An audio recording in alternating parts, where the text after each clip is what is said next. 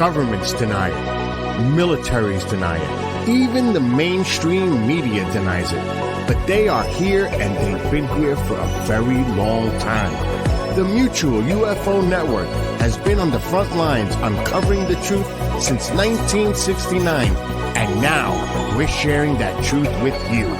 Welcome to MUFON What's Up with your hosts, Katie Page, Christopher DePerno, and Tara Diulis. Exclusively on the KGRA Digital Broadcasting Network. Wondering what's up? So are we.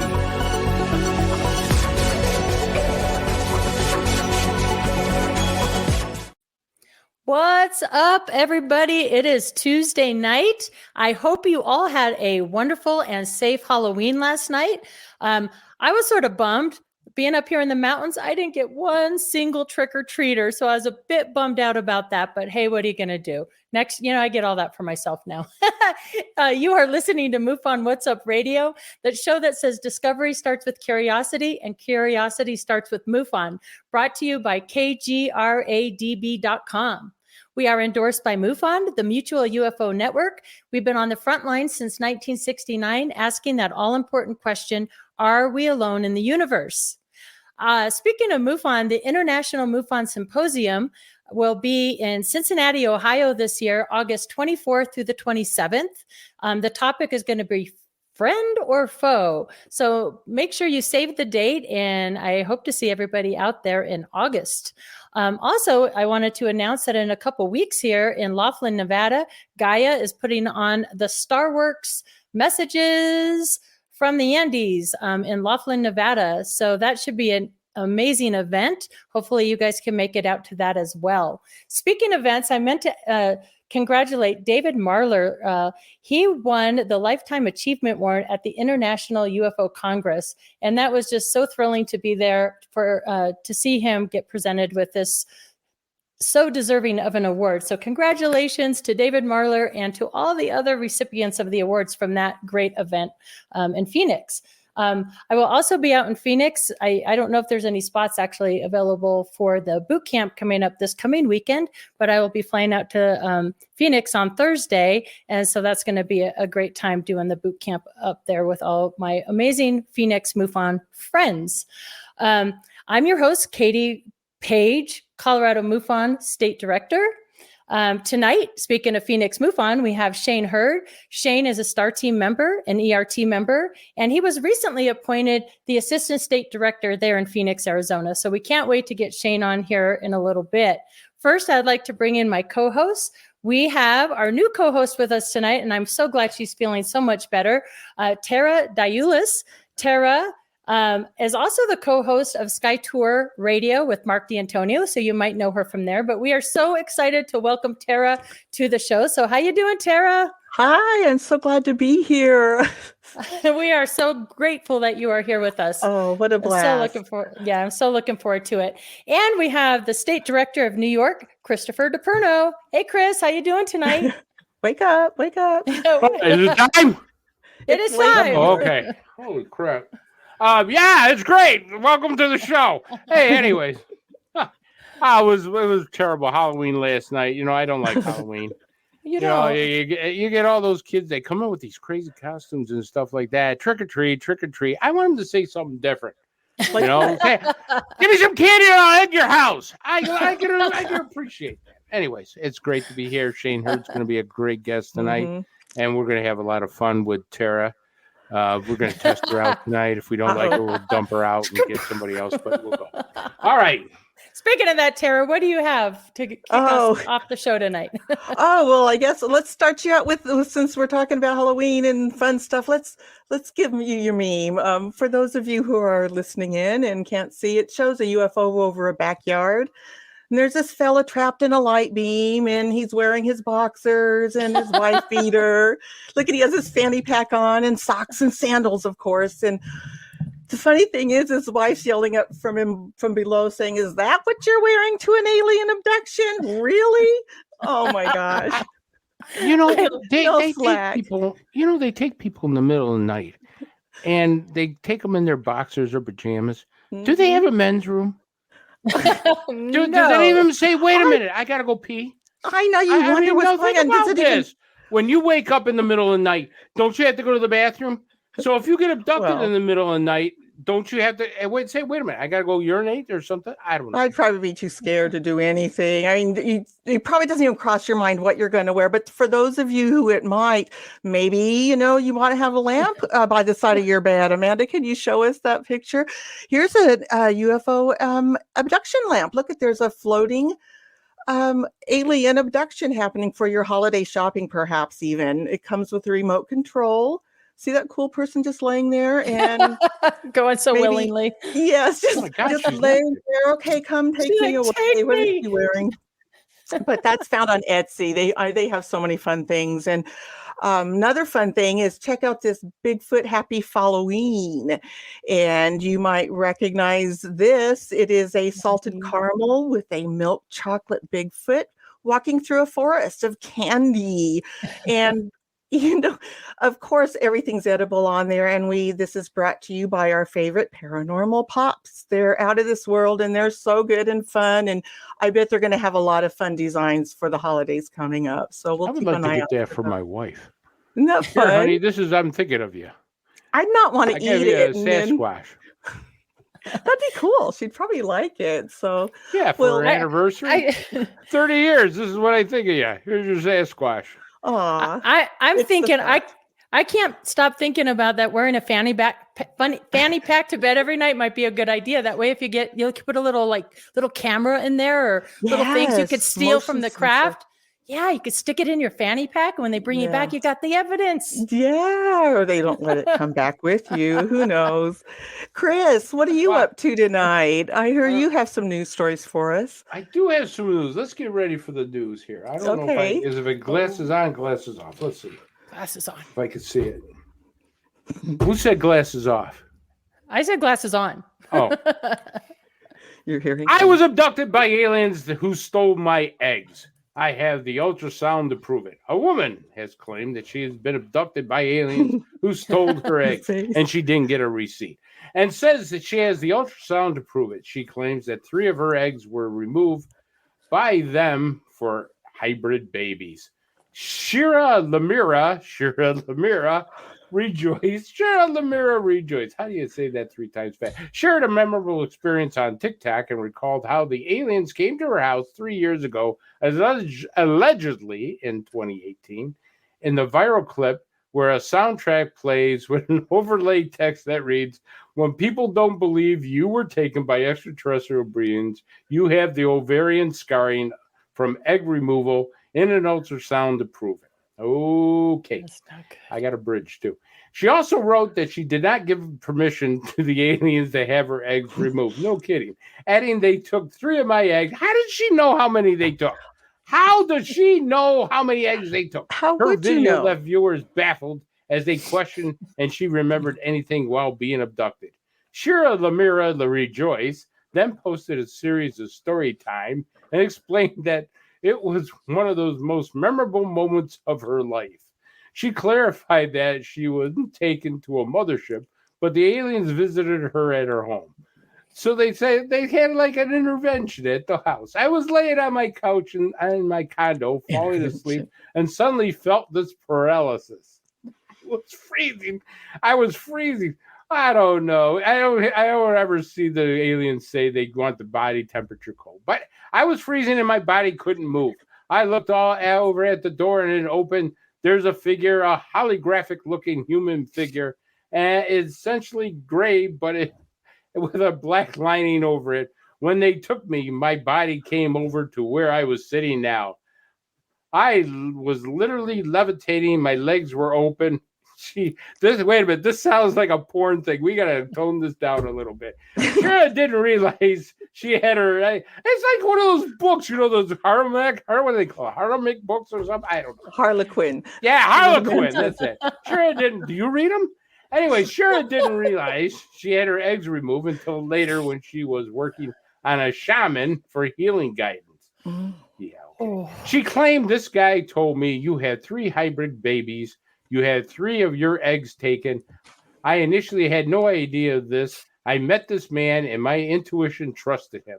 I became sober from every stimuli you can think of. Drinking, smoking, taking caffeine, maybe a little more cocaine, but she didn't say that. I started going out into nature a lot more, healing myself and my body. I ended up changing my entire name.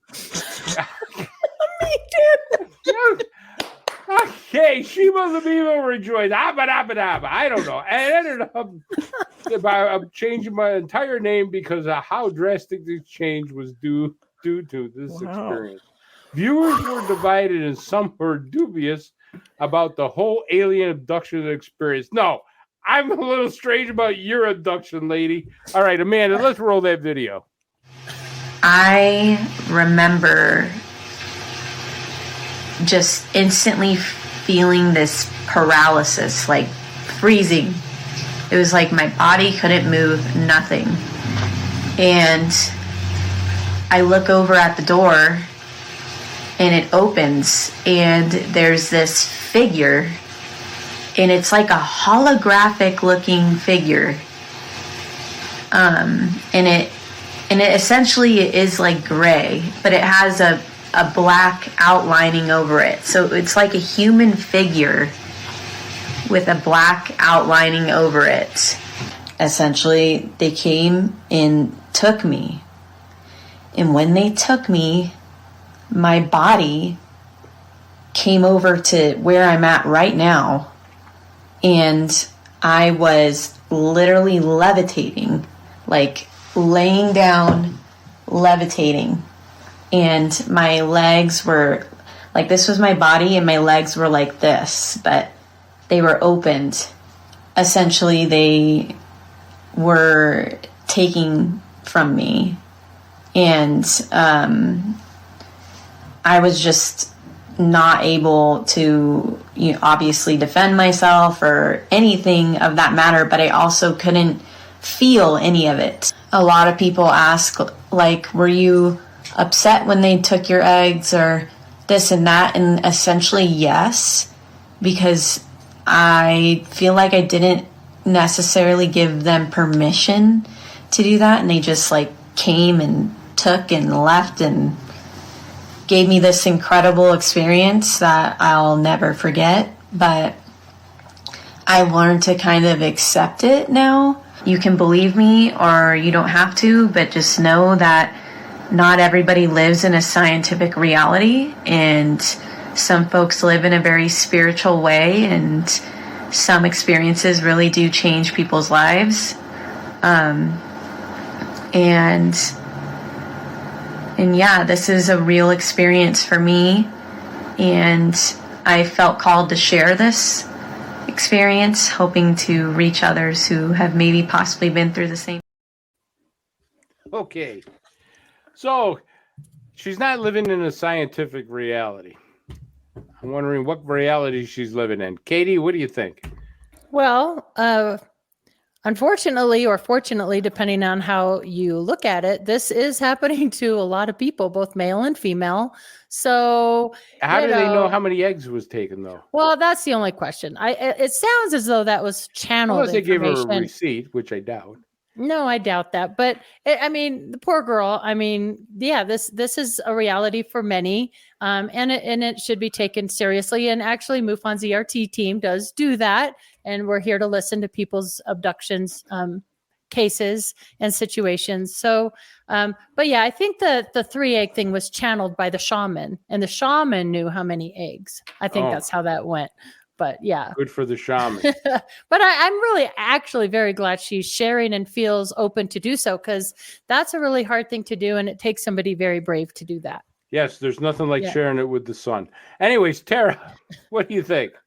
Well, I find it very interesting as well. And I have a lot of questions. And as a field investigator, when somebody has an abduction like this, we do not investigate that. We refer it to the ERT if they'd like that. But I sure have a lot of questions. I did meet someone at the International UFO Congress who said that this has happened to her, but she has had many experiences with her hybrid children and knows their names and their personalities. And did she tell you the names? She did. And what were the names? I have them. They're not right here. Well, I'm not sure she would let me share them, but the names were Septi and Ja and Kanu and Rafti, and male and female and personalities. So, this individual's experience, it sounds to me like she got all of this information from the shaman. Maybe we don't have the whole story, but if that wasn't anything that she had remembered and she's only remembering because this person told her, is it a true memory or not? I don't know. And I would hate to have that happen to me. And you have to be open-minded, but then a lot of people like to say things or, they misconstrue things, misidentify things, and you have to be very wary of stuff like that. So. Very good answer. Sure. And now on to the next story. All right. All right, here we go. Man missions to Mars will increase risk of aliens invading Earth, warns expert.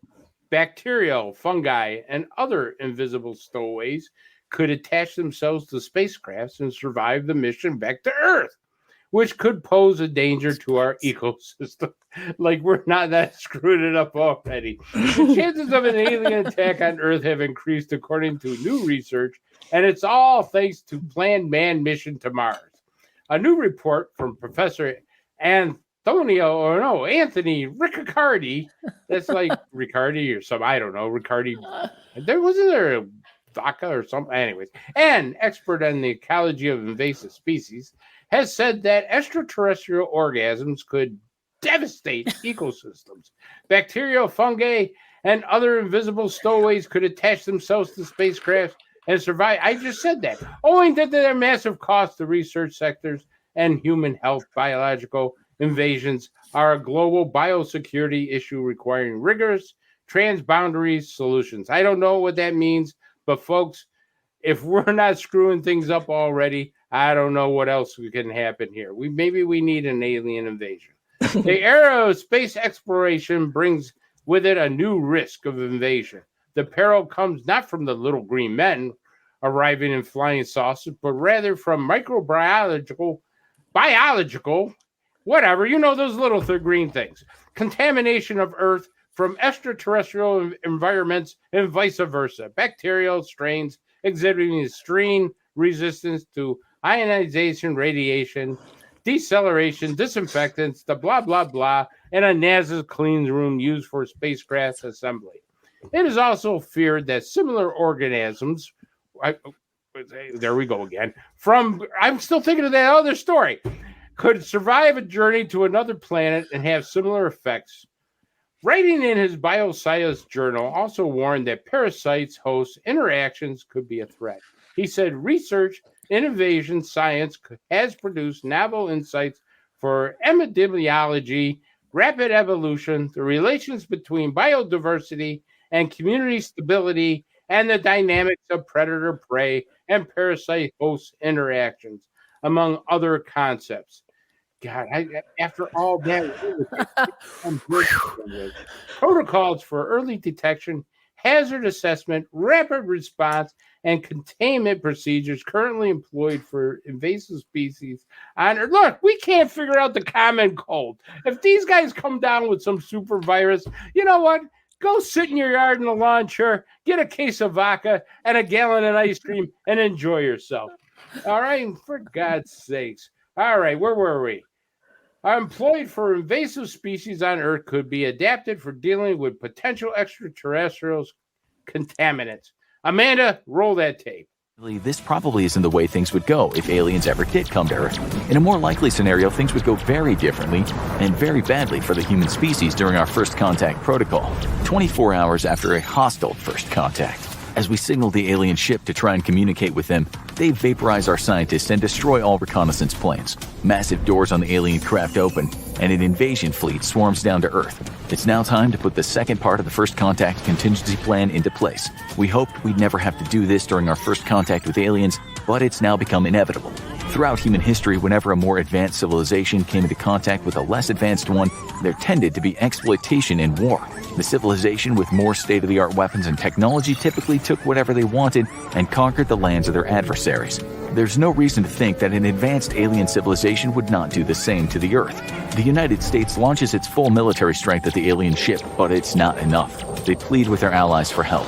The British Royal Air Force and the combined strength of all the nations in the European Union attack the alien ship. Unfortunately, humanity's aircraft are no match for the aliens' superior weapons and shielding. We launch ballistic missiles from naval vessels and silos at the UFO. However, nuclear weapons are kept off the table for the time being. We don't want to destroy ourselves in the process of fighting off the alien threat. This has been the plan from the beginning if the aliens became hostile. Nuclear weapons are to be used as a last resort only, 48 hours after a hostile first contact. Unfortunately, not everyone on the planet can be counted on. There are certain countries that see the conflict between the United States, its allies, and their aliens as an opportunity. They launch invasion forces to conquer lands that they've had their eye on for some time. They're not allying with the aliens, and the aliens are not allying with the rogue humans, but each of them wants something and they're taking it. It might seem unbelievable that we'd need to consider the actions of other countries while the planet is being invaded by aliens, but it's something that must be considered even in this scenario. Humans are now fighting the aliens and each other, but the threat from space is the main focus for the United States and its allies. The hostile alien protocol dictates that the extraterrestrials must be stopped at all costs. Military officials look to scientists to help determine their next course of action. If the aliens seem to be using biotechnology or have minimal armor, a biological weapon might be effective against them. The U.S. launches a non-explosive missile loaded with viruses, bacteria, and other deadly pathogens through the hull of the alien ship. The hope is that when the pathogens are released, they'll kill off any alien life forms that are trying to invade the Earth. If the extraterrestrials seem to be heavily reliant on technology, humans could drop EMP bombs onto the alien vessel. This would cause all the electronic functions to cease and the ship to fall out of the sky. 72 hours after a hostile first contact, it becomes clear that even our most deadly weapons aren't strong enough to stop the alien threat. There's only one thing left to do. If the human species can't have the planet, no one can. We launch a nuclear missile at the alien ship. It detonates. Everyone looking toward the sky is temporarily blinded. A cheer goes out across the country as we think we defeated the alien threat. But as the smoke and fire begins to subside, we see that the alien vessel is still there. The extraterrestrial technology is far more advanced than we could have possibly imagined. The final order is given. All nuclear missiles from around the world are launched at the UFO in hopes that we can destroy it. Our planet will become irradiated and will plunge into nuclear winter, but it's better than giving up our home to an alien species that wants to strip it of its resources and enslave humanity. No. Oh, no. Bad idea. Bad idea. We're going to just nuke the whole planet. Hey, I didn't come up with this idea. The people at the Pentagon did. Okay, where do you think your tax dollars are going for these people with the brains in the Pentagon to think of it? Hysterical. Hey, listen, if we can't have it, nobody can have it. Let's blow up the whole... What do you think they're going to do anyways? What do you think the aliens are going to come down here and let us just do that? With somebody who's 45,000 years smarter than us, I got to tell you, I would turn around and say, okay, what do you want, guys? Let's sit down at the table and talk about this. What kind of beer do you like? I think that's already happened, Chris. I think, aliens have been coming here for hundreds, if not thousands of years. Mm-hmm. So I'm not too worried about this whole threat idea or pathogens or whatever. But that video was hilarious. The president would sucking down the vodka and the aliens thinking hamburgers and wait a minute now. are good. That is one thing we have to worry about, that if aliens do come here, well, wait a minute now. If aliens do come here, countries will go to war with each other, thinking that they can actually use that time as. That is one thing they are actually worried about, is that if aliens do show up and they come down, they'll say, "Oh, the aliens are a threat. Let's go invade Poland. Let's go invade Czechoslovakia, or pick some country that can't defend themselves. Let's go take over that place." Quick, no one's looking. Yeah, right. True concern. Yeah. True concern. What do you think, Tara? Well, I think that's already happening. There's been threats coming in for thousands of years, just even on meteorites and the bacteria and all the stuff that they're talking about. So I don't think we can control it, and to even think you could is kind of humorous to me. Nope. That's right. That's Yeah, well, right. nice. It's all interesting, though. I find it fascinating, and I'm glad somebody's looking at after what might happen. But Well, let's not nuke the whole planet. Let's not do that. ever. Or Katie, you anyone. mean you don't have any faith in the Pentagon? Kind of disappointing that you don't have any faith in those brilliant people at the Pentagon that brought you Vietnam, brought you everything else. On to case of the week. Okay, case of the week. Yeah. Okay, case of the week is case 125240. It's a category 1 case out of Bluffdale, Utah. Happened September 17th, 2022, 1:43 p.m. So daylight sighting, which I always love daylight sightings. And it was closed as an unknown UAV. And I created a little video for this one. So Amanda, if you can run the video.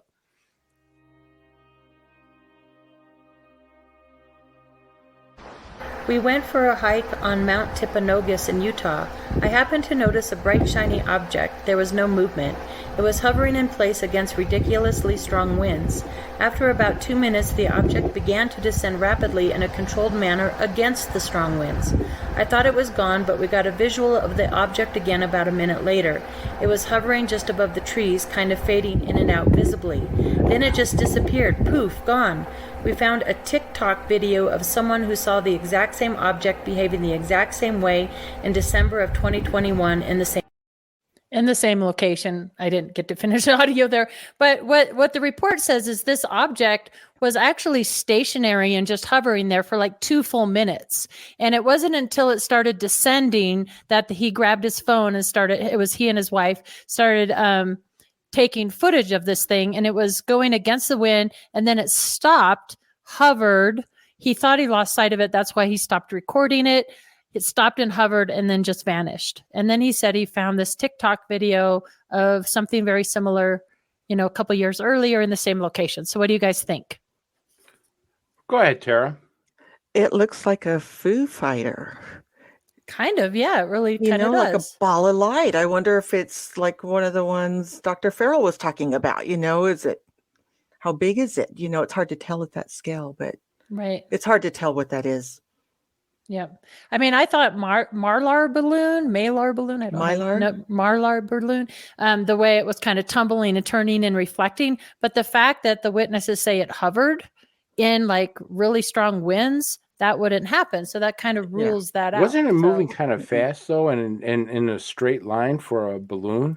yeah, I mean, it that's was true moving too. at Against the wind. Mhm. it was cruising at a pretty good speed, and it was also, wind will shift it here, shift it there. This was, this was like it had a straight destination. So I would Agreed. think that that thing, I would like to have that photo analyzed, because I think you got something good there, Katie. Yeah, I like that one too. All right, good case of the week. Did you Yeah. catch up with Bob? I think we have enough time to get Bob's do. video because We it's do. a great case. I Yes. had some comments after Bob shares his case because when I previewed that, I was like, "Holy cow!" And I'll share that after this. Yep. Amanda. Hi, everybody. This is Bob Spearing, MUFON's International Director of Investigations. We have a really good case today that we'll analyze, case 124552. It took place on August 18th of this year, 3:20 in the morning Pacific time. A private jet was flying to Honolulu and had just crossed over into the Pacific Ocean past Catalina Island. The pilot was a former F-15 pilot, a helicopter pilot, and also a tactical supervisor who would teach aviation to students. So this guy was well qualified, and he stated that he never saw anything like this before in his career. Basically, he was flying at 47,000 feet, and above him, he said that he saw 2 objects going around in a racetrack motion 5 to 10,000 feet higher than him. 2 others joined, and the 4 were doing a racetrack rotation above his plane. And then he thought he saw a shooting star come down, but then it joined the other 4, and there were 5 altogether. He reported this to LA Control Center. There is audio that has been requested through FOIAs. The case went viral. Ben Hansen has put out videos where he condenses the audio that takes place over a long period of time into a 1-minute segment that's very, very interesting. An hour later, another aircraft in the same vicinity, an American Airlines Flight 6, also reported that they saw pulsing lights in the area of Catalina Island. As many of you know, Catalina Island is a well-known hotspot for UFOs. So a lot of people have looked at these videos. The video I'm going to show you right now doesn't actually show the objects, but it's interesting in that it ruled out certain other things. So before I go any further, let's play the first video.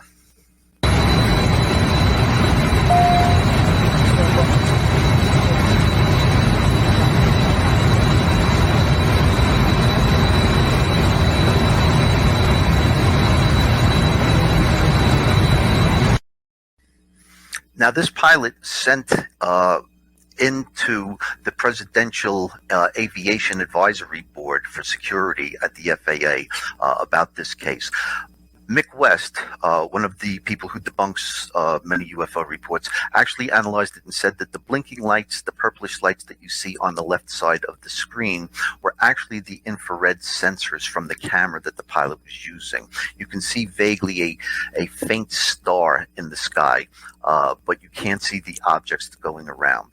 An hour later, when the other pilot reported it, that sort of confirmed it. And our pilot was notified that at least 2 other pilots besides the American Airlines flight also reported it, but there's no FOIAs yet to see if there's additional communications. Now, the pilot in this case did something similar to what a pilot did 2 years ago. He checked his TCAS radar. A TCAS radar is an anti-collision radar that can see above and below the plane looking for threats coming near it. And this next video shows that nothing appears on his TCAS radar. Let's look at the second video.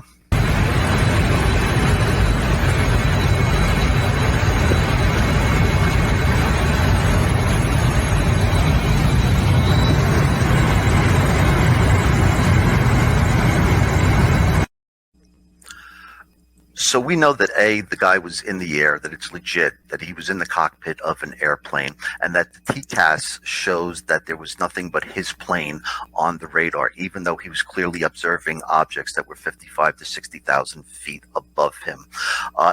We have 2 really good field investigators. Because of what they do for a living, I can't tell you anything other than they're scientists and pilots, and they've analyzed this, and we're thinking about using this as a specific case of interest at the symposium next year, depending on how all this pans out. So to conclude, there's a number of theories what's going on here.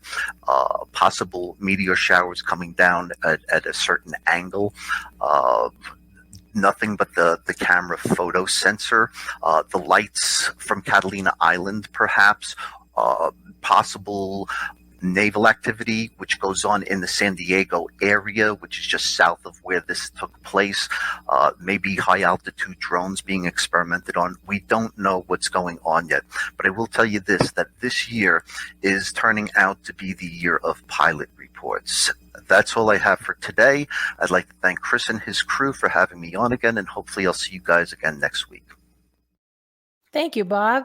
That Katie, case, you had a comment. I do. That case blew my mind. Just the other night, I get a phone call from a gentleman in Michigan who was spotting what he, and I quote this, racetrack patterns in the sky of these lights, multiple lights, and a very, very large triangle.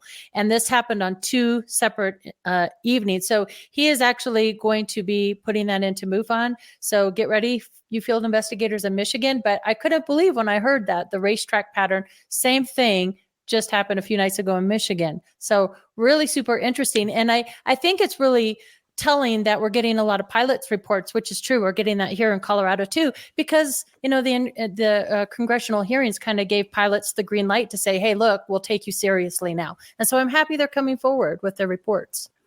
Yeah, I think it's a good thing that pilots are starting to be able to come forward with this without repercussions. Tara, what do you think? I agree 100%. Yep. Right? Okay, that's right to the point. Katie, you were going to say something. I was going to say now's a good time to bring on our guest Shane, because I bet he has some opinions on this as well. He does. He does. All right. So Shane Hurd has spent his government career in the fields of civil engineering, geographic information systems, and information technologies, and is a graduate of Arizona State University's Certified Public Manager program. As a member of the space race generation, he has been a lifelong space and science nerd and sci-fi geek. His words, not mine. He's calling himself a geek. Hey, if you're not a geek, you shouldn't be here. We're all kind of geeky in some way, right? Right. Anyway. I resemble that remark. Yeah. It was a Phoenix Lights incident in his hometown of Phoenix, Arizona, that sparked his interest in UFOs. Since that time, he has studied the subject and ultimately in 2015 joined MUFON and then became a field investigator in 2017. He is now a STAR team member, an ERT team member, and was recently appointed Assistant State Director for Arizona MUFON. In June 2020, he published his first book entitled Unidentified Aerial Phenomena, A Beginner's Guide to Researching UFOs. He is a musician, a car guy, an amateur astronomer, horse owner, and enjoys a good bourbon now and again. I really love that he put that in his bio. I'm going to add that to mine. And I enjoy a great margarita every now and again. Please welcome to the show, Shane. Yay. Thank you for being here. Hey, everybody. I love your bio. It's great. Yeah, thanks for having me. Let's just start with the Phoenix Lights. What did you think of that? And just how being honest. I love it. Well, before you start with the Phoenix Lights, yeah, Shane, the old Phoenix Lights. Yeah, before you start with the Phoenix Lights, I got to ask you one question. How long did it take you to grow that handlebar mustache? About a year. About a year. I'm telling you, the last time I saw you, you didn't have it. It looks great. I'm not insulting you. I'm just saying, wow, thanks. Look at that thing. I said, that's pretty cool. Yeah. Well, you can tell from my bio picture, I wore the beard short. Then COVID hit, and I said, oh, what the heck? I'll try and grow it longer, and end up liking it. And believe it or not, this is natural. I always wondered, why do guys do that? I didn't. That's the way it works. So, yes, Maria, I am jealous because I can't grow a mustache properly. So there you go. Nah, it looks great. All right, back to the Phoenix Lights. Yeah. So, I know exactly what I was doing, and that evening we were at some friend's house on the outskirts of Phoenix, kind of in Scottsdale, and we were at their house to have dinner and look at the Hale-Bopp comet on the telescope. And we did that. We had a nice evening, and we didn't really see the Phoenix Lights event at all that night. But the next day, there's quite a bit of buzz here in the valley. We call Phoenix the Valley. And a lot of people were talking.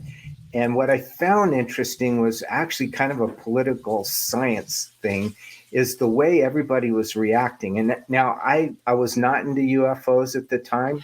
And I just found this to be kind of a fascinating look at humans and how they react. And so, you had the media who you had this mix of, interest, but skepticism. You had the government that was, trying to poo-poo everything.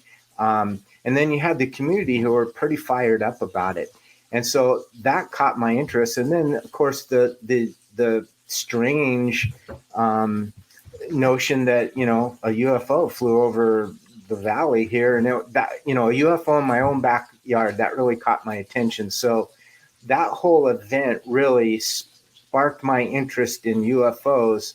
Although I didn't really pursue it at the time because, I was in the throes of raising a family and my career, and, I was involved in church, and they didn't really, they kind of frowned on interest in that and stuff. So I just kind of, noted it and put it on the back burner until later in life, once my family was set and my career was set. And I got old enough to where I'm like, I don't care what people think about me. This interests me, and I'm going to look into it. And so that's, about 2010 is when my interest really, I started pursuing it. Wow. Okay. Terry, you had something for me, didn't you? Oh, I'm sorry. Yeah, Shane, so you're pursuing all of this and then you decide to become a field investigator. What brought you to the MUFON site, and how long did it take you to get your field investigator credentials, and how did that work for you? Yeah. So, as I mentioned, I kind of put it on the back burner, but finally in 2010, I really decided I'm going to pursue my interest. And the first thing I did is read a book called The Day After Roswell by Bill Burns and Philip J. Corso. And when I read it, honestly, I kind of thought it was dubious at the time, and I almost just decided I was going to not pursue this. But I thought that's not fair, just reading a single book. To make a judgment on it. So it just so happened that Leslie Kane's book, UFOs, Generals, Pilots, and Public Officials Go on the Record, came out. And I read that and I was like, okay, wow, there is some good information out there. And so then I followed that up with Richard Dolan's 2 volumes of UFOs in the National Security State.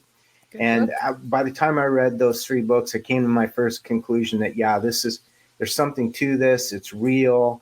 But you have to be careful with the information and kind of sort between the wheat and chaff of UFO information. But so I kind of embarked on a couple-year thing where I just read, I probably read 100 books, and I watched DVDs and documentaries and TV shows. And then, I got on Facebook and kind of got hooked up with that community and got educated that way. And I got to a point where I thought to myself, look, I have all this knowledge now. What am I going to do with it? Plus, I was kind of tired about reading of other people's experiences and wanted my own. So I looked into ufology, the landscape of ufology, which, there's a lot of different, aspects to it. You could be into crop circles. You could be into abductions. You could be into the nuts and bolts stuff. You can be on the woo-woo side, all of that. And I was kind of assimilating all that and looking, for a place where I could fit.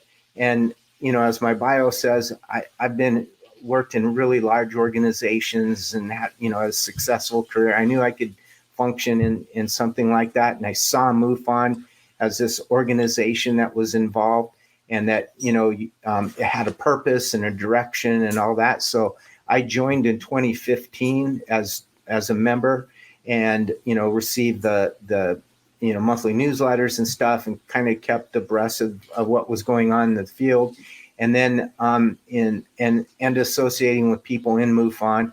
And then I decided, I'm going to go ahead and become an investigator. I was going to wait till I retired, but Stacy Wright and Jim Mann were like, no, just come now. We won't overload you. So I did. Went through that process, purchased the manual, took the test, went to MUFON University, did all those things, received my certificate, and then they paired me up with some really great seasoned investigators and went through that process, multiple cases, and finally started getting cases on my own. And then in 2020, I wrote my book because I was really, what really motivated me there was the fact that since 2017 and the release of those videos, the 3 Navy videos, that it began to be okay to talk about this. And I was noticing more people were demonstrating an interest, younger people in particular and other people. And I thought, wow, we need to help these people who are coming in and showing an interest in this. And I wanted to prevent them from maybe falling down some certain rabbit holes and things like that. And the book was, designed to just say, hey, here's the big issues. Here's the umbrella of ufology. And then here's the important things. Here's the things that you want to look at. Here's the things that don't. Here are the things that are important, and these are not. And just sort of educate people. So that was, kind of a personal goal of mine that I reached, and, I've really enjoyed that. And then in 2020, I was appointed assistant director of Arizona MUFON, which has been really great. And I recently joined the Experiencer Resource Team. And then I've also had, the privilege of, being able to be involved with some, podcasts and radio and TV and, just sort of making the topic known to a broad audience everywhere from, someone who knows nothing to really experienced people. And that's my thing. I'm just, I'm engaged. I find it so interesting and fascinating. And, I just love talking about it. So, and that's probably one of the reasons I'm right here tonight. That's awesome. So let's get back to the Phoenix Lights, Shane. Did you do any investigation on that? A little research? Not at the time, of course, but since that time, I've been able to look into it. I know Lynn Kitai very well. Have worked with her on some of her efforts. She holds like an annual presentation at a movie theater and plays a movie and invites speakers. And again, keeping that event alive, which is really important, I think, because face it, it's probably the largest mass sighting in modern history. And even though it's been since 1997, but the thing is, it's not been debunked. There's been no explanation for it. It is standing the test of time. And so it's really an important case, and I appreciate that she's able to do that. But there's a lot of fascinating facts related to that case that I think also a lot of times I talk about classic cases and what makes a case classic. And every case has like strengths and weaknesses, right? So some cases have, are notable because of the witness. It's a notable person, for example. Or some cases have really strong video or photo evidence, or some cases have radar evidence or trace evidence, So there's just a lot of things that make each case slightly different, but important in its own way. And I think with the Phoenix Lights, the fact that it was a mass sighting that literally tens of thousands, maybe even up to 1 million or more people could have seen it. There were thousands of reports made. And in fact, there's an exhibit here in Phoenix at the Arizona Historical Society Museum of the Phoenix Lights event. And MUFON was instrumental in constructing that. But one of the things that interests me, because I'm into mapping and GIS, which is Geographic Information Systems, is they have a map that shows the phone calls that were received by police, fire, local cities, MUFON and New Fork. And the date, time, and location is pinned on this map. And it actually tracks the whole flight path of that craft or crafts across the whole state of Arizona. That just fascinates me. I think that's just really interesting. That is again, amazing. that's a very unique piece of Before data. I turn it over to Katie, one thing. So I've actually got into an argument with somebody just before a radio show. Matter of fact, they canceled the podcast because I wouldn't go along with their theory. There was a person who put out a theory that it was a black operation, helium balloon, and he could prove it because it was following the wind currents. Shane, this was no helium balloon, correct? I mean, this was no special project, and it wasn't following any wind currents. Am I correct on that? Listen, I'm not the one that came up with this theory. Some person said, "Hey, this is it." And no, look, there's a lot of theories, right? And attempts to explain it. Yeah, nuts. Katie? Yeah, well, I was just going to say, my mom lived in Mesa, Arizona at the time and witnessed the Phoenix Lights and filled out a form. Now, is it true Dr. Lynn Kitai is actually running kind of a survey of people who witnessed the Phoenix Lights and how it affected them like emotionally or psychologically? Because is it true, Shane, that at first, sort of like the pilot, was it Kurt Russell, who saw and reported the Phoenix lights when he was up in his plane, didn't really think about it. He like shut it down, shut it out of his brain.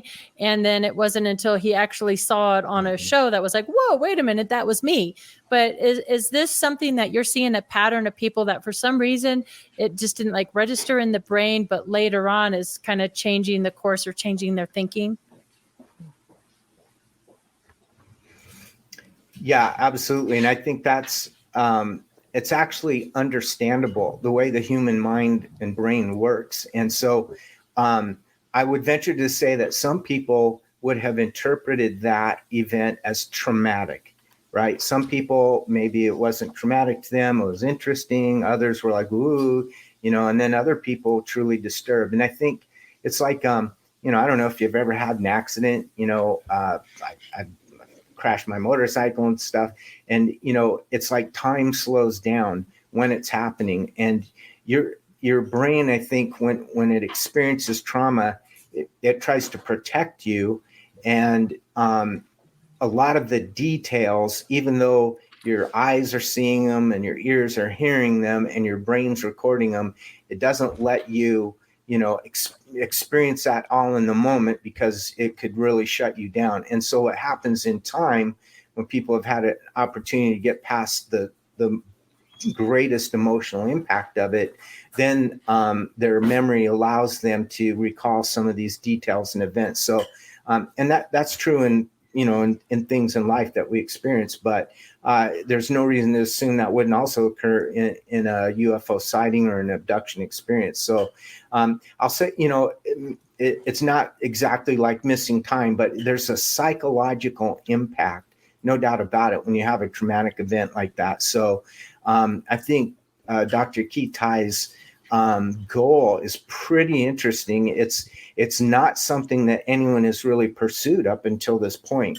And I think it will be, the results of that study will be quite interesting, because even over the course of time, people's memory or the impact on them changes. Like, I'll just say, just as a quick example, Travis Walton. And, at first, for the first decade or two after his experience, he thought that he was, abducted, and, that it was more of a harmful event or a negative event. But after, some years and thinking about it, and his ideas have changed, that no, actually they were saving my life, because I did a foolish thing and ran into this electrical field or whatever it was. So just another example, how the impact on the brain or the mind can change over a period of time. And it's not to say that they're lying or changing their story. It's just they legitimately are experiencing something different over a long period of time. That's a really good point, Shane. And with a lot of UFO cases, we call them historic cases. You get reports, whether they're a few months or decades later, and people don't remember. And so maybe you could talk about, when you investigate things that people don't remember or talk about years later, how can the information be trusted after so many years of seeing so many stories or talking to people? What advice do you have for anybody about that?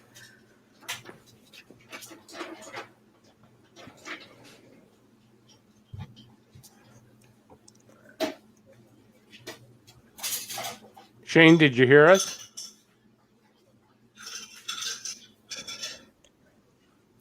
Shane? Oh, Shane. Yeah, I mean, I think oh yeah, I'm here. Can you hear me? Yeah. Yeah. I live in the boonies and have sketchy internet, so sorry about that. But I think that, yeah, we have to be careful with we have to be careful with people when they do recount their experiences later on. You can't make the assumption that they're changing their story per se. I mean, this is a tough part of being an investigator. The witness testimony is actually the most important part of the case, because it's the what, where, and when, right? Agreed. But it's also typically the least reliable. And what I mean by that is, we can't tell if people are lying. We can't tell if people are,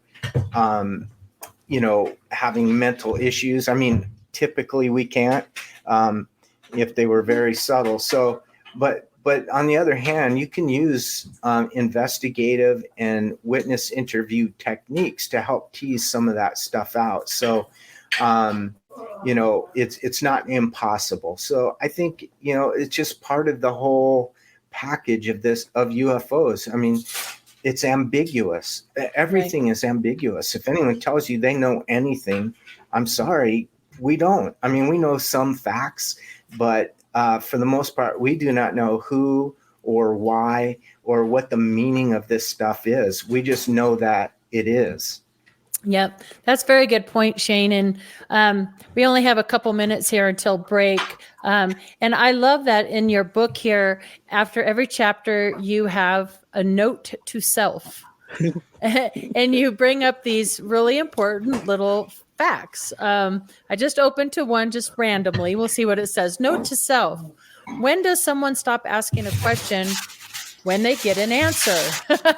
So I like that. And we're going to dive deep into this book when we get back from break. And I also wanted to really get into what you think of the why now, why ATIP and Lou Elizondo and the Nimitz and the congressional hearings and all that. So that's something I absolutely want to explore with you. But in the meantime, where can people find your book? You can go and get it on Amazon.com. I think it's on Walmart and eBay and some others, but primarily Amazon.com. Yep. That's awesome. And where can people get a hold of you if they have questions about becoming a field investigator or anything like that? Do you have a place where they can contact you?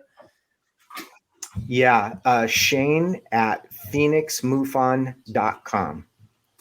Excellent. Excellent. All right, guys, more with Shane when we get back from, he will take care of you. He will. He's awesome. So more after the break.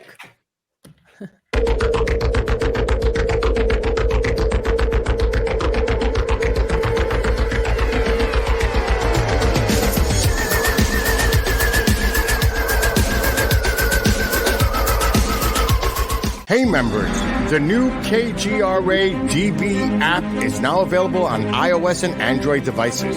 Gain on-demand access to any KGRA DB programming. Download any show directly to your mobile device to listen or watch on the go. Go to the App Store and search KGRA DB.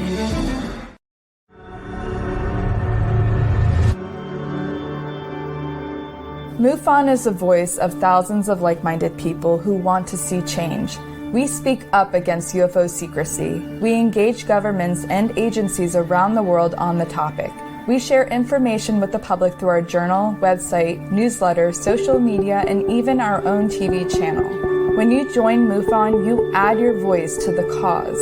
Few things are more important in our time than understanding the UFO question. Join MUFON. Find your friends.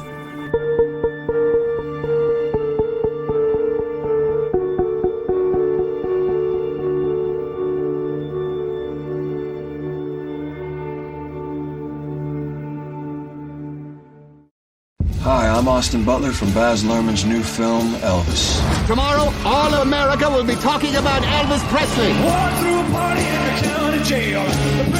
As a blood donor himself, Elvis shared the gift of life with patients in need and asked others to do the same. We're encouraging you to give blood this summer. Please visit redcrossblood.org/Elvis movie today to learn more.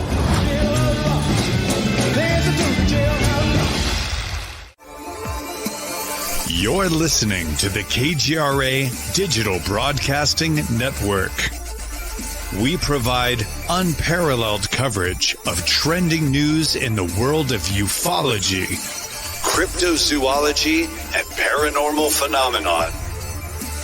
Whether you're watching our video live stream or listening to one of our audio programs, you are getting the best from world-renowned researchers and hosts, guiding you through topics the mainstream won't touch.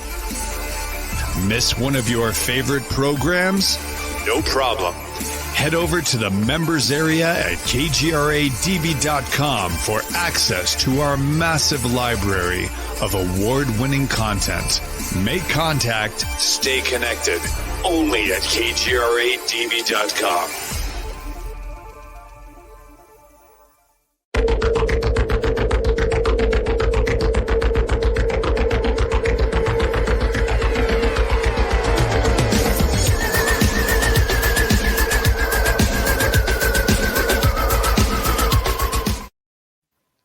Yeah. Yeah. Every night is Friday night. It's a party. All right, welcome back.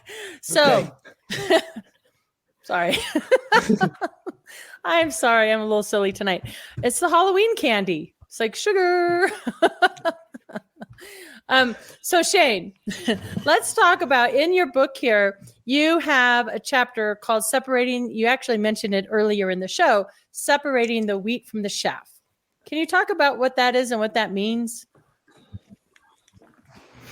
Yeah, absolutely. So like I mentioned, there's good information, factual information about UFOs. There's scientific information, really good, solid stuff. And then we all know that there's some that's not.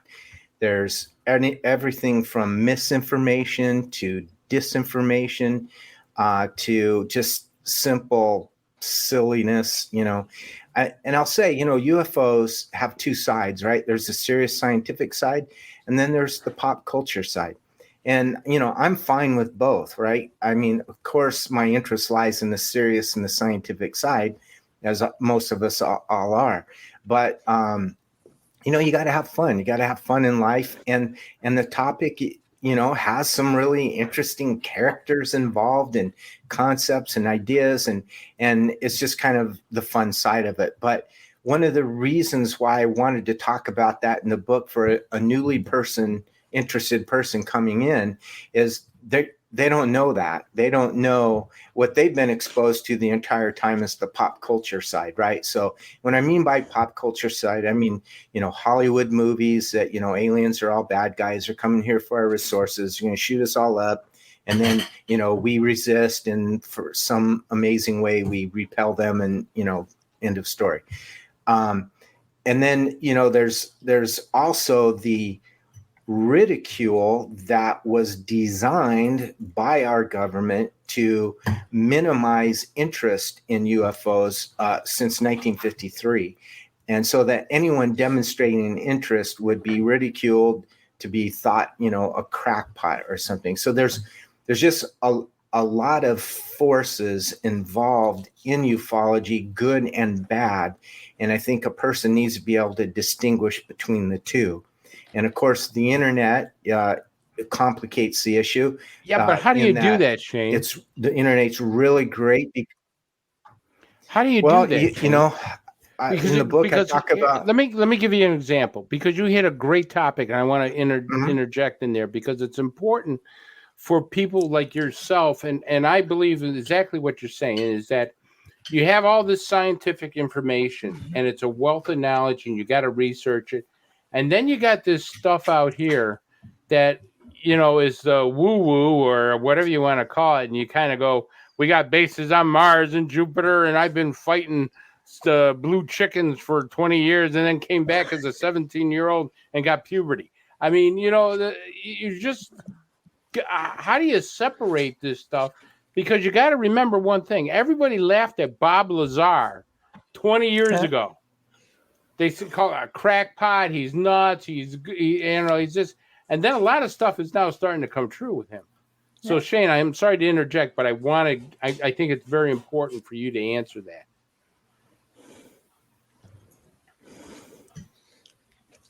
Shane? I think he's on delay.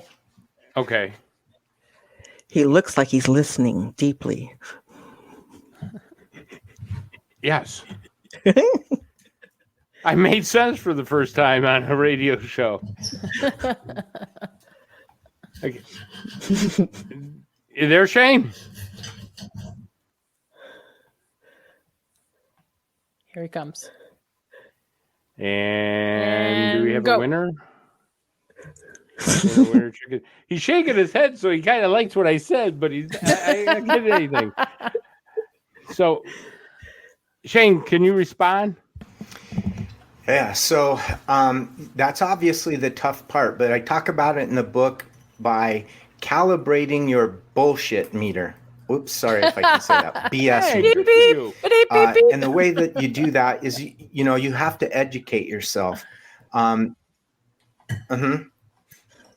have you lost me? No, you're there. Let me try again. Are you hearing me now? We hear you. We hear you.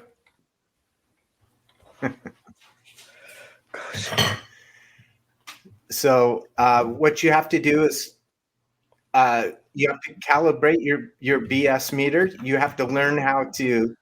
Yeah, I'm here. Are you guys hearing me? Yes, we are.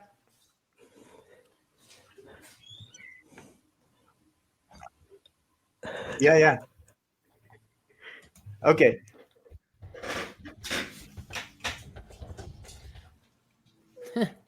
So, in other words, Chris, what you're saying is things that we might find woo-woo or out of the box or hard to.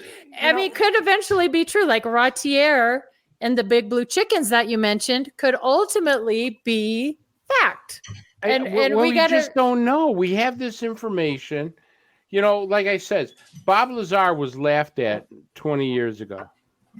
And now all of a sudden, a lot of the things he's saying 20 years later is coming true. We realize there is a possibility at element 15. We realize that electromagnetic propulsion can be done, with plasma and amplifiers to disrupt gravity. We've proven it in labs throughout the world. College labs have shown they've levitated frogs. They've levitated objects, steel balls. So if labs are doing this public, why aren't they, think of what the black ops are doing behind the scenes with all this. So you say to yourself, when people talked about hybridization project, right, Katie and Tara, everybody said, hey, listen, this is a bunch of crap. This is there. But all of a sudden, you get big scientists coming out saying, hey, they're walking among us. Dr. Jacobs is absolutely positive. He's saying, hey, they have cloned us. We have people that are helping them transform into our society. The head of the Israeli Space Agency says they've been walking among us for years. We haven't known this. So, I mean, it's one of those things where you kind of go, how do you, like he said, how do you get the bullshit meter, to say this is crazy, let's leave this alone and concentrate on the solid stuff? I kind of have a comment to that, if I may, and leads into Shane's book as well. It has to do a lot with how MUFON approaches the cases that are submitted, because MUFON is one of the few places that actually investigates the reports of UFOs, and they use the scientific method. And I think that's something that Shane could talk to really well about why that's important, because if we can't prove it, it's not part of the report. And so we're just looking at what is there, and we can say we looked, but it wasn't there. So Shane, can you talk about that perhaps? Yeah. Yep, absolutely. So what I was trying to get across was that it's like any other effort to determine the truth in life. So for example, when it comes to, hey, is this real, or is this, reliable information, or is this not? You can do things like multi-source, right? If you're hearing it from a single source and everyone else is saying something else, then you might say, oh, I might question that. Or like an investigative reporter does. You don't rely on a single witness or a single source, and you collect facts, right? And if something's not a fact, then it goes, like Stan Friedman. I love this illustration. I have a black basket, a white basket, and a gray basket, right? So when I look at either a case or I'm reading information, how can I tell whether this is reliable or not? So, I try and multi-source it. I look for verifiable facts. And if I find enough there, great, it'll be in my black basket. Or if I determine something's not right, white basket. Or the great big basket that we all have is the gray basket when it comes to UFOs, right? We have scant little proof of anything, but we have a lot of evidence. And that's the world that we're living in. That's the ambiguity I was talking about. But we're not defenseless, right? So there's things like, let me just, I don't want to ditz anybody, but, there's certain websites on YouTube that profess to be showing UFO videos and photos, right? But you can tell they're fake. They're dubious, right? So you can cross that guy off your list. That is chaff. That is not the wheat. On the other hand, if the United States Navy is putting out a report or Congress is putting out a report, with a grain of salt, because they have an agenda, but you can at least believe that that's somewhat factual, right? Maybe they're, and what I mean by facts is, hey, this thing happened on this date and time. Now the who and why, again, that's becomes gray. And that's kind of where we're living now, even with these congressional study programs and, whatever office is going to come out of that legislation. They're going to have classified data and they're going to have unclassified data. And they are the sole purveyors of it, right? These are military cases, happened in the military. The DOD has full control over the military, its personnel, its systems, all of that. And those are the cases they're going to focus on because, frankly, they have full control of everything, as can be controlled with UFOs or UAP, right? But I think for the average person, consider your source, multi-source. I like even this, as long as I've been at this, the only conclusion I've made right now here today is I can say I'm confident that there is a non-human intelligence interacting with mankind, producing both positive and negative experiences.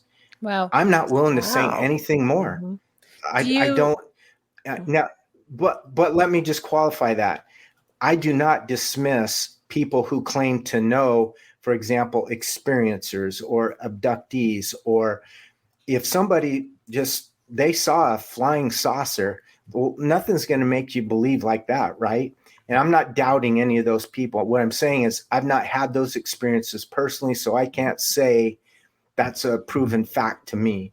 But what I can say is what's out in the public arena is enough already. There's mountains of evidence. Like you said earlier, Katie, hundreds, even thousands of years that we're being interacted with.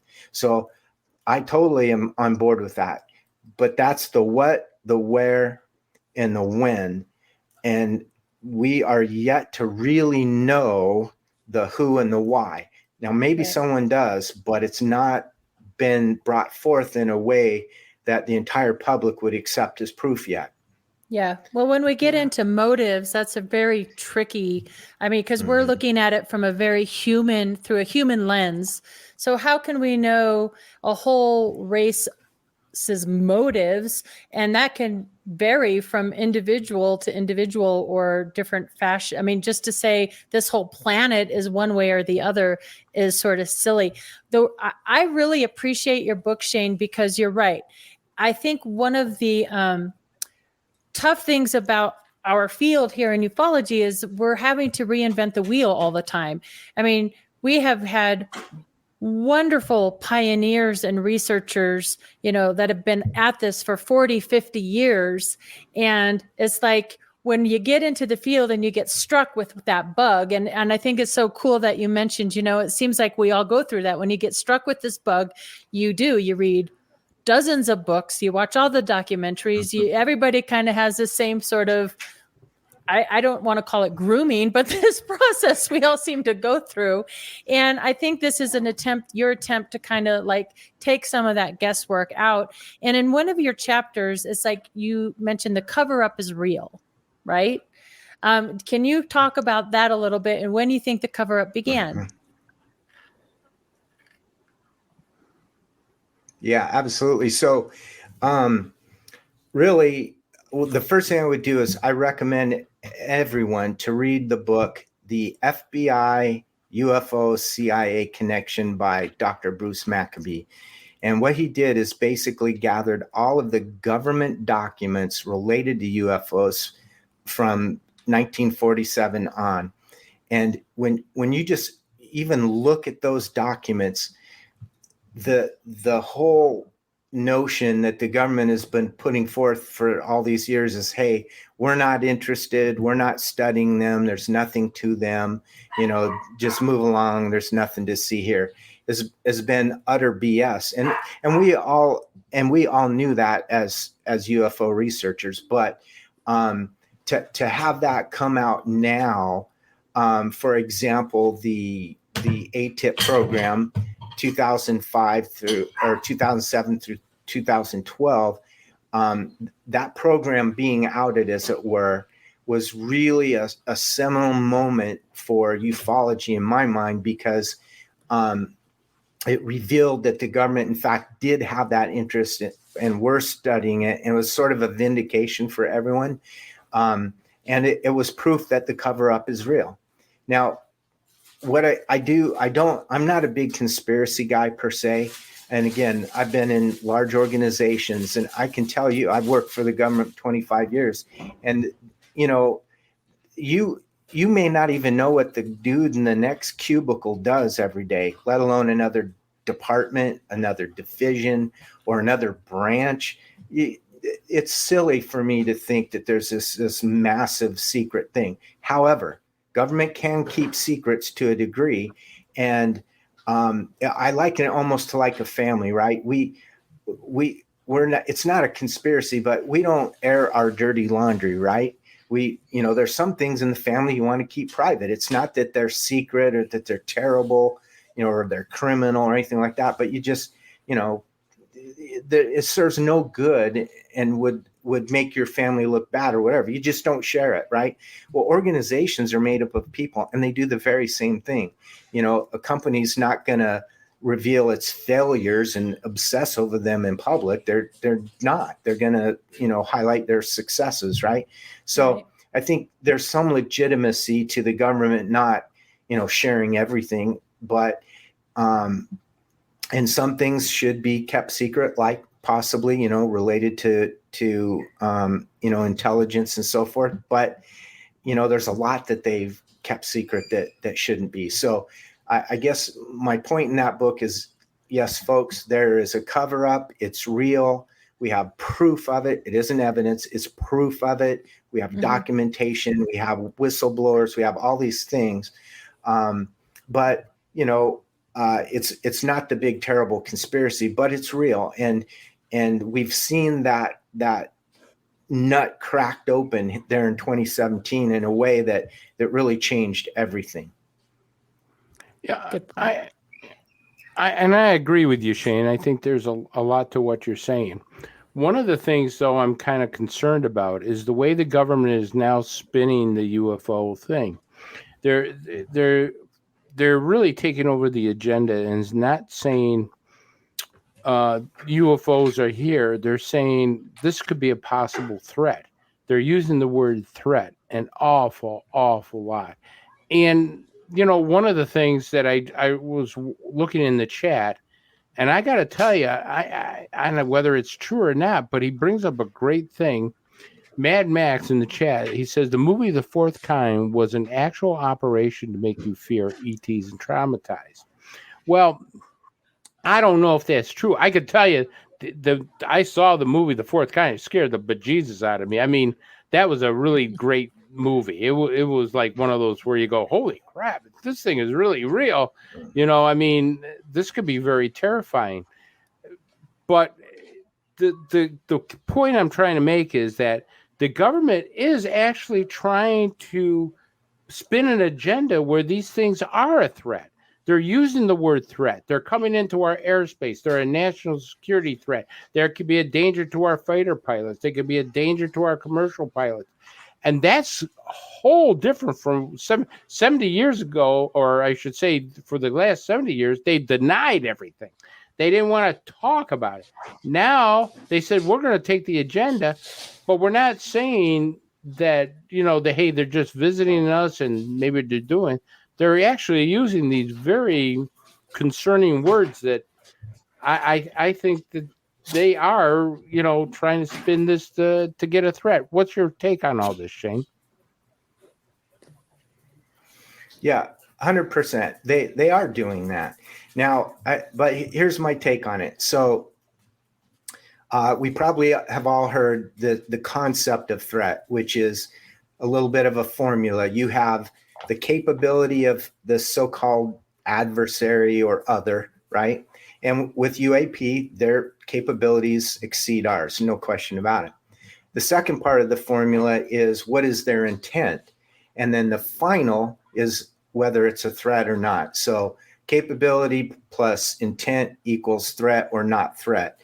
And with UAP, you have to consider, yes, they have capability greater than ours, but we don't know their intent. And so from the government's point of view, that means that they're a potential threat. And I think that's, legitimate if you put your mind in the world of government and military and intelligence. It's their job to protect us. We want them. We've been asking them to do that. And now that they're doing it, we don't want to be too critical. They're doing what they should be doing. Okay. Now, however, like with everything, there's politics behind that. So not only are they, we have to ask, why are they calling it a threat? Well, one of the major reasons is that they need funding, they need support, they need political will behind them to really investigate this. And the only way they're going to do that is get it portrayed as a threat. Now, I think all of us can infer that they've been engaging us at least 75 years in our modern era and probably hundreds and thousands of years. And they've not destroyed us or overtly harmed us in any way. So I think you can infer that their intent so far has been fine, not threatening. But in all honesty, as Katie mentioned earlier, right, we're human, we're anthropocentric.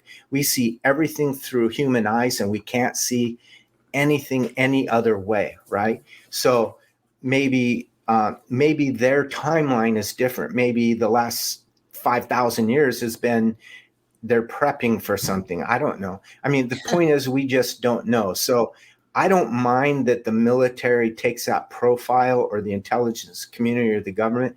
However, this is where it goes off the rails, just like it has for the last 75 years, is in spite of the evidence that there's no threat, we're going to act like it is. Or we're going to, hoard the informations because we're afraid that it will upset the public and stuff. Well, that's kind of a weak argument. And I think what's changed is, yes, the internet information is more available to the public. The traditions and the paradigms of our society have changed over the years. People are more open to things. NASA, I think the discovery in 2004 of exoplanets kind of cracked open this notion that, hey, even from a scientific perspective, there's likely life elsewhere, where that was just utterly denied by everybody prior. So I think, as a society, we're getting more open to the idea that there could be life elsewhere. So I think that what's happened is this pressure, societal pressure on our military, intelligence, and government was having an effect, and we just didn't know it until Lou Elizondo came out and the whole ATIP thing was revealed. Then that was our proof that, they really were taking it serious this whole time and just not telling us. So I definitely have the fears that you have, Chris, that they are going to take that information. They could just yank the rug right out from under us. They could come back and say, yeah, oh, we researched it. It's all Chinese and Russian and, nothing to see here, folks, again. Or they're going to just deep six all of the really good cases and just publicly show us the nonsense. That's what they did with Blue Book. That this could be Blue Book all over again. I fear that, and I hope that that's not the case. But I think also our society is different, that we're not going to accept that in the way that we did, back in 1969 and the 50s and all that. So, Right. We need to keep the pressure up, and we need to demand real information. But, in all honesty, they're holding all the cards, and if they want to mess with us, they can. But I think the other thing that we were made aware of, and this is really big by Lou Elizondo, is that there has in fact been a philosophical civil war within the DoD about revealing information about UFOs. He said you had one camp that was religious, and they felt that these things are demonic and that you don't even want to go there. You don't want to study. You don't want to do anything. Just put your head in the sand and let it ride. And then there's the other side. They're saying, look, no, this is a real phenomena. There is a real threat to flight safety at a minimum. They're around our military systems, our nuclear systems on a near daily basis now, we're discovering, according to the Navy and its personnel. So, I think the cat's out of the bag. So they could mess with us, and they probably will to some degree, but I think we're also going to get some real information. And if you can get the public's opinion swayed one way strong enough, I think you can topple some of that secrecy and that control and get real information out to the public. At least I'm really hopeful for that. I think we're living in unprecedented times that way. I do too. So I have a controversial question for you, Shane. When it comes to MUFON, do you think that the DoD or the government is looking at the reports coming into MUFON? Because my theory is, if it's our own secret technology, they probably want to know what people are seeing and what people are reporting as UFOs. What do you think about that? Yeah, I think I think we're all aware that the DoD has inquired of MUFON about data and information. There's information sharing going on, and probably with other groups. So now, again, the intent of it, it could be so many things, Katie. Yeah, you're absolutely right. It could be that. Mm-hmm. It could be, that there will, as with, MUFON with, whatever, 100,000 or more cases that we have, you're going to have, good cases, and you're going to have cases that are, easily explained. Now, in Project Blue Book, after Special Report 14, there was a 21% unknown percentage of cases there, which today I think it's more like 5 or 10, maybe 15%. But you have to remember that the technology that we have access to today is a lot greater than the technology that they had back there in the 60s, right? So like your cell phone, and I've got a camera on there. I can take video on that cell phone. I have a STAR application where I can see exactly what's in the sky. I can track planes on that device in my hot little hand. I mean, you have ways of eliminating the prosaic in a more convenient and accessible way. So I think that has reduced the percentage of unknowns versus knowns. But so true. I think I'm very scared that the civilian cases are going to be minimized or ignored. But I have a feeling, just like they've behaved the whole time, is they do have the really good stuff, and they take it seriously. We just might not hear about it. That might end up being in the classified stuff. So it is a little frustrating.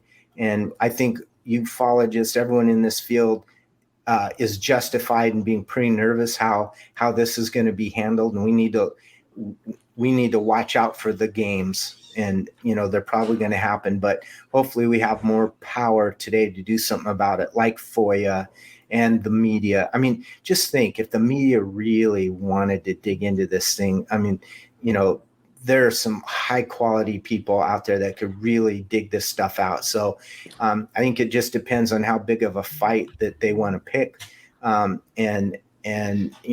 whether they are forthcoming or not. I don't know, but yeah, I'm concerned, but I'm hopeful. I'm hopeful that we will get some good information. That's great, Shane. Shane, about cases that are submitted, you really only have what you have to work with and what people have submitted. And I know that there runs the gamut. We've had rainbows submitted as a UFO, and people don't understand, simple science. And, what can people do out there who might see something that can do things on their own before they submit a case? And it's fine that they do, but a lot of things are identifiable and logical, but a lot aren't. And I know that I used to take that opportunity to instruct people, like, this was a lamp post that you saw through your window or something, and help them out. But they're not always wanting to hear the truth either. That's so true. Mm-hmm.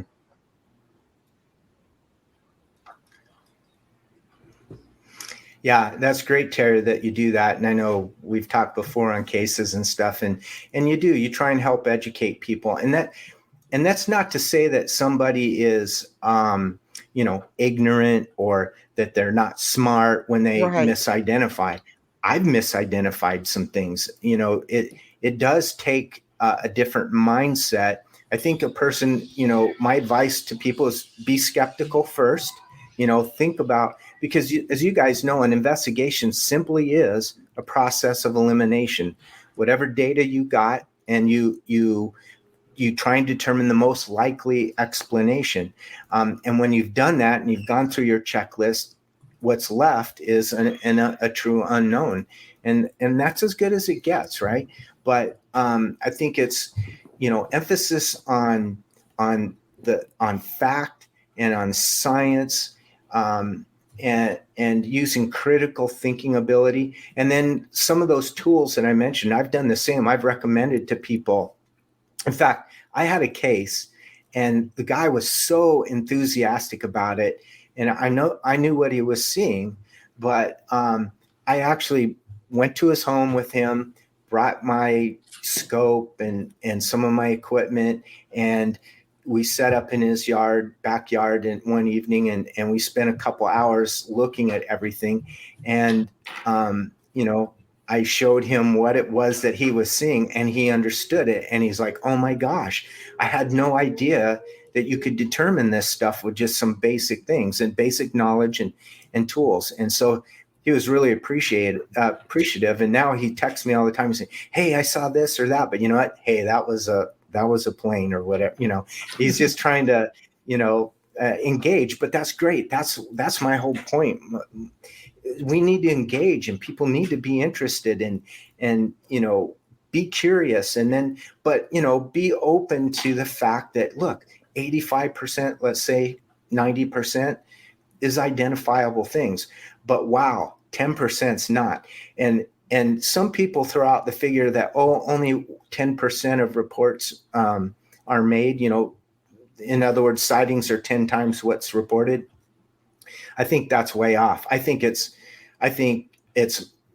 1 in 10,000 people report, right? Because people don't know where to report, even if they want to, but they don't even want to, or they don't know how to, that kind of thing. So the more we can educate people, and this is the other thing, if the government would come out and be honest with us, and people will learn, and they will understand, and there won't be panic, there won't be freaking out over this stuff. People will have some control and power, with knowledge. And I think that's just really important, and to empower people with that. So I think that's just part of our role as investigators, is one case at a time, if you can help someone. That's a good perfect point. answer, Shane. Yeah. Absolutely amazing. So I'm glad you brought up cases because I want to ask you about a case, and I love this case you talk about. And you know which one I'm going to ask you about. You're the only person that had a case that actually went to court. Explain that case.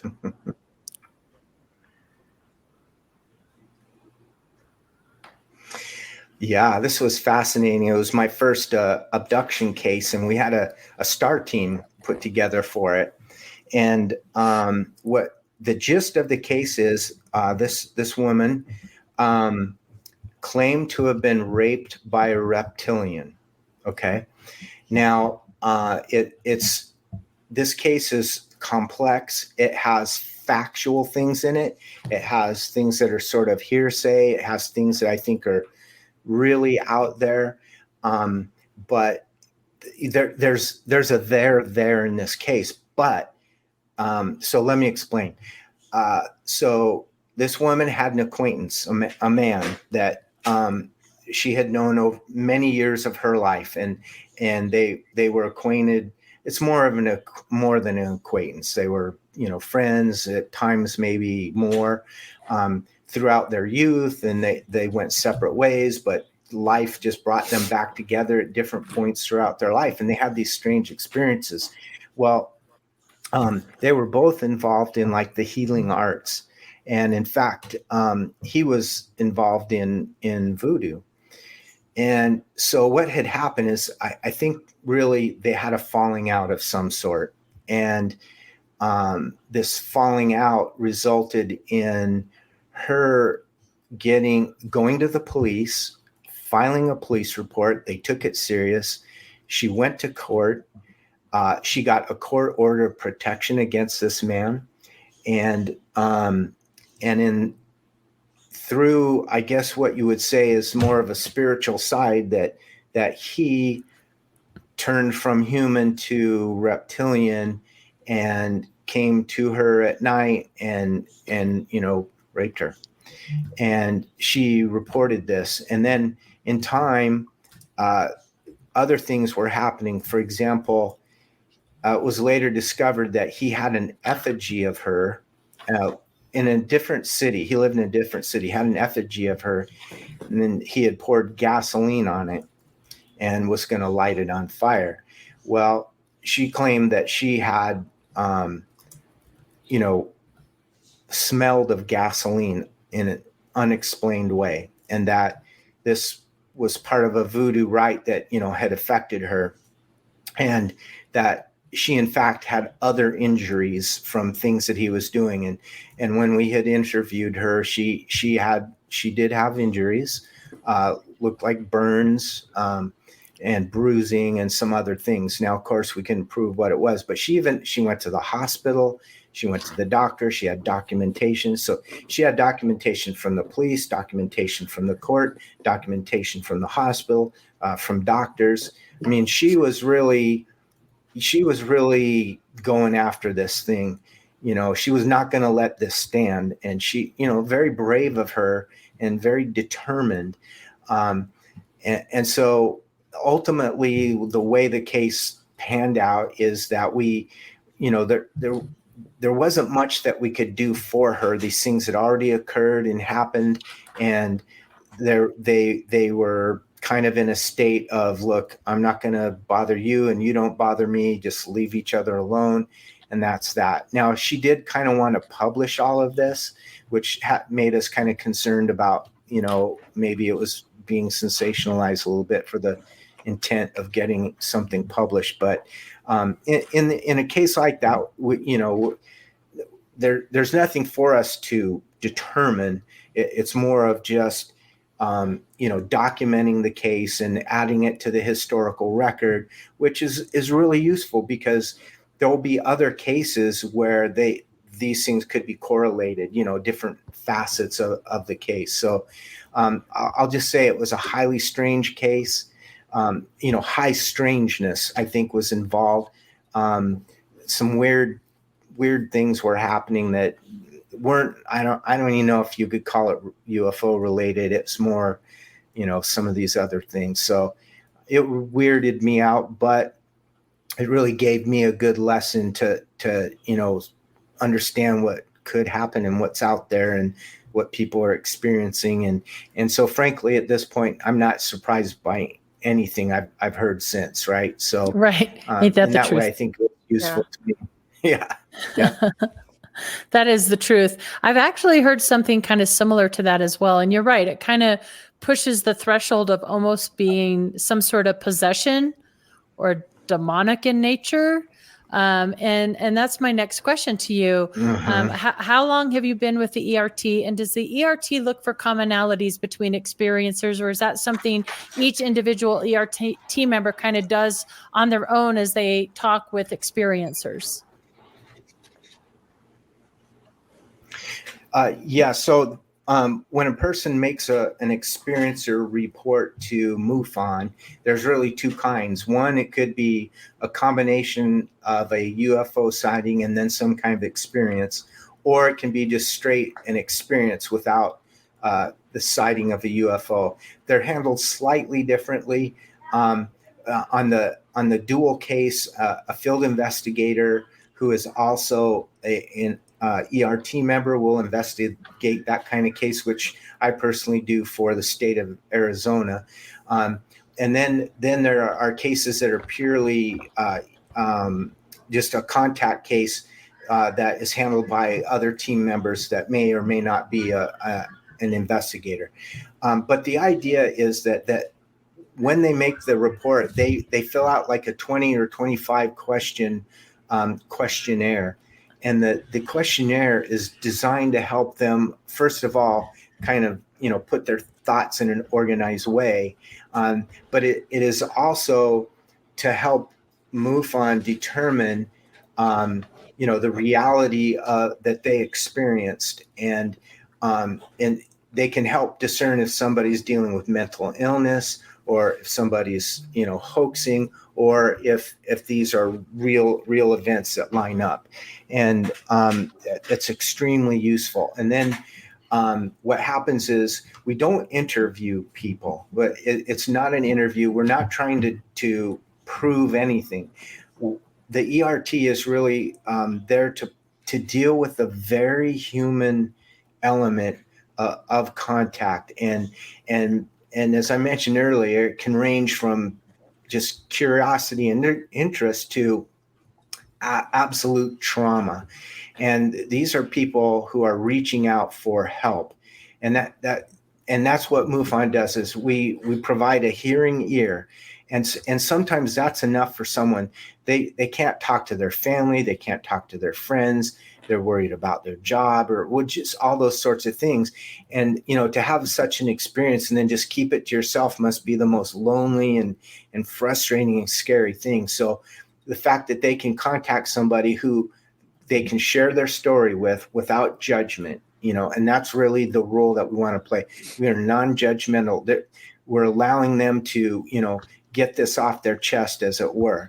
And then for many people, that's enough. That's all they need, and they're good, and they're gonna handle it on their own. For other people, they need more help, right? And so we might connect them with psychiatrists or with therapists, or even like an experiencer support group, so that they can get more of that kind of reciprocation with someone else who's had these experiences, right? And that can also help us cope, and we're not the only one. So this is the purpose of the ERT, is to address the very human side and the impact on humans, which I always say, to me, UFOs is really about people and the impact it has on them. If there were no people on this planet and aliens were zipping around here all the time, it wouldn't matter to us, right? We wouldn't even exist. It's right. It's the interaction with humans that makes this, again, we're anthropocentric, makes it of interest and important because we're being affected. So I think it's a really benevolent thing that MUFON has done by creating this ERT and helping people in this way. Absolutely. Wow. Perfectly said, Shane. Unbelievable. Shane, in the chat, Kathleen Hager has asked, What do you think of Stephen Greer and his philosophies? It comes out of the chat room. Okay. Yeah. I mean, I think Stephen Greer did some really great things for ufology, especially early on when he had put together the conference at the club in Washington, D.C. and brought, experiencers and former congressional people together and kind of had a hearing thing. And, it's really great, good exposure and stuff. Over the years, he is kind of developed more of a thing that's called CE5, Close Encounters of the Fifth Kind, which is basically people trying to make contact with aliens or whatever this is. And there's certain protocols for doing it. And, I've seen videos and photos and people's testimony about how, it's a real thing and it works and all that. So, there's a phenomena and there's an interaction. Now, I haven't done it myself, or I mean, I haven't gone to his location where he brings people in and they do these things. And so without my, having experienced it myself, this is just, purely opinion from afar. But I think there's, probably some value in that. I think personally I might be a little afraid too, but on the other hand, that it's somebody pushing the boundaries and picked a different lane and is going for it. So, again, I'm not going to be judgmental about it. I guess that's it. All right, that's pretty well said. Yeah, to each his own. I like that. I think he's. I personally think he's really out there. So I mean, but who am I to judge? I've tried calling aliens down to have them abduct my wife several times, and they don't listen to me. So I don't. So Tara, did you have a question? Well, yes and no. I was just thinking about, we were talking about the threats and stuff, and it seems to me there are just so many types of UFOs, the shapes of them and the maneuvers of them. And for them all to be lumped in as a threat, it seems like there's some maybe are, some may not be, but it seems like they wouldn't all be threats. And some of them may be doing things, but I was just kind of thinking about all the different types of crafts that are out there. And if you want to talk about that, perhaps, Shane.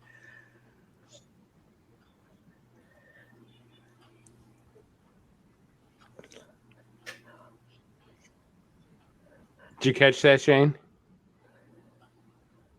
He's catching it now. It's just so interesting, the different shapes and stuff. So, yeah, I've thought about that too. Like, okay, so for example, if you look at the United States, pardon? Okay. Yes. And when you look at like airplanes, right? You have everything from a Cessna to a fighter jet to a jumbo jet, everything in between, or boats. Look how many applications a boat can be. A little dinghy, it can be a cruise ship, it could be, a destroyer, an aircraft. My point being that, those are purpose-driven designs, and I would think that, again, being anthropocentric, can't help it, right? We're all looking at this from the human standpoint. We have multiple types of craft. Why wouldn't they, right? But on the other hand, if you're in the nuts and bolts world and you're thinking, hey, they're coming from point A to here, Earth, B, why would you have all these different kinds, right? It's got to be expensive and difficult, and some of them aren't designed for that purpose and blah, blah, blah. So, it's something I struggle with. Why would that be the case? So, but I think what we're starting to go into territory here for me is the nature of what our observations are. And, I think that personally, when I came in, I was definitely a nuts and bolts guy.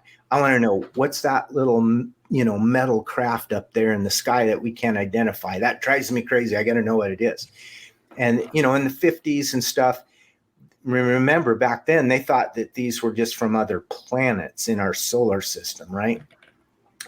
So I think it's a quaint notion from the past that what we're talking about is, a biological entity traveling 100,000 light years by some means. I think, excuse me, I think our observations are suggesting there's more to this, something different than just physical, right?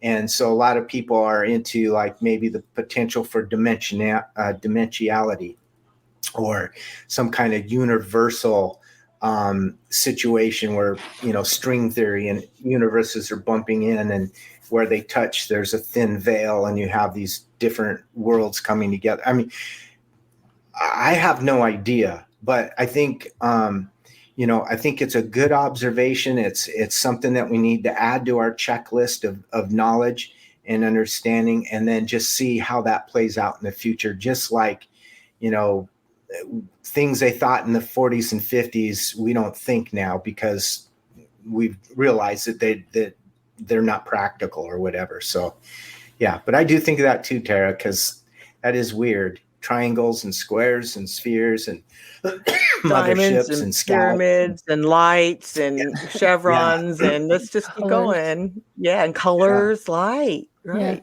Yeah. It's a great analogy. Shane, what do you think of disclosure? I mean, I think disclosure has really come and gone. I think it's pretty much here, but people are waiting for the president to come out on the back lawn and say, hey, we've been visited by aliens and they're down here and they're eating all our cows and everything.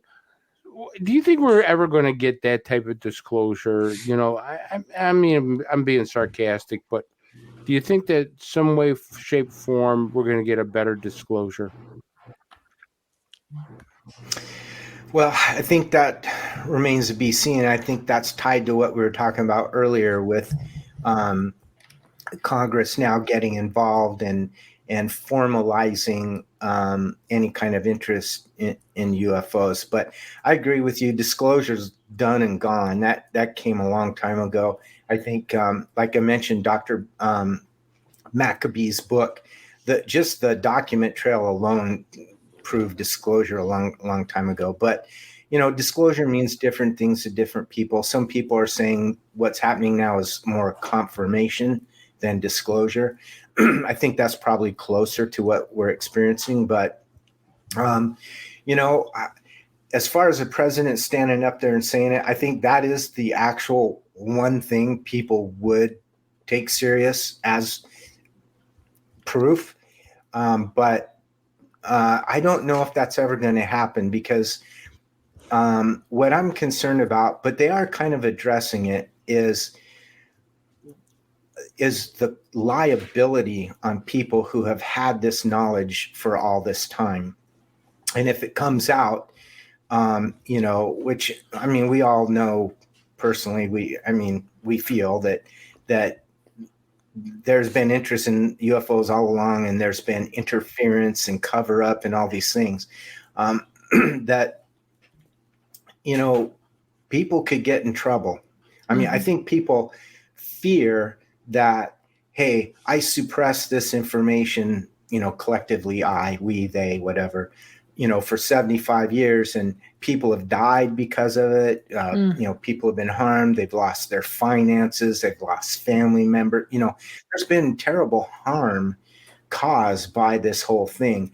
And of course, allegations of ufologists being killed and just all sorts of things. But I mean, there's also well-documented evidence, people being involved with UFOs that have been harmed, such as, John Burroughs, with the Rendlesham incident and things like that. So, having this knowledge, not warning people, not addressing it, puts them in a position of liability. But I have seen Congress passing some legislation or attempting to that are going to prevent people from being prosecuted if they come forward with information that otherwise is supposedly protected by an NDA that they signed.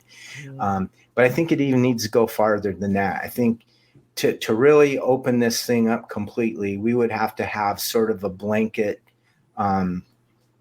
pardon for people who were involved with this all this time and who did suppress it, and it resulted in the harm of others. So, and then there's even the whole free energy thing and oil and blah, blah, blah. You know, you can go down some tangents there, but you know, so I think disclosure is done. I think confirmation is occurring right now. And I think the potential for more to come out is there. But I think there needs to be safeguards for those people. And will the president ever come out at the podium and say it? I don't know. I would love to see that, because I think that's what the whole world would accept as proof. And I think there's proof already out there, but people just aren't in a position to accept it. So excellent. I think it would be meaningful and powerful.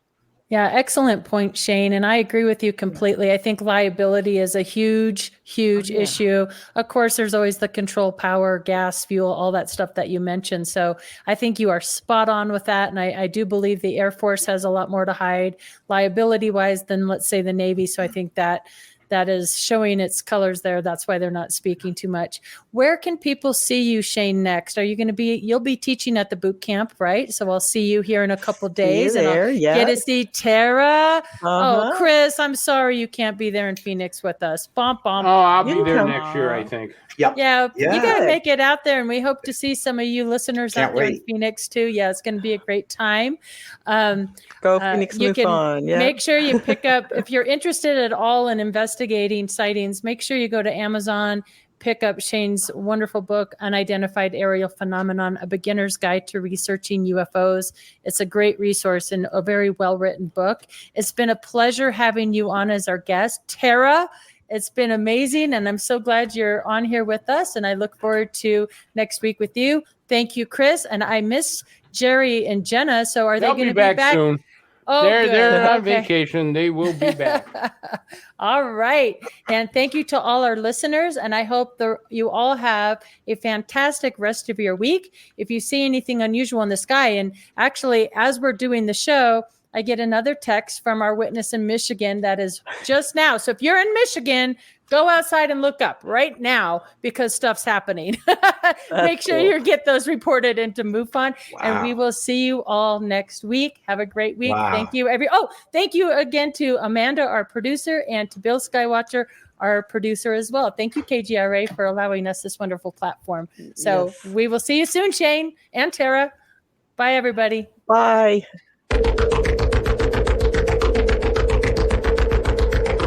Thanks very much. Appreciate it so much, you guys.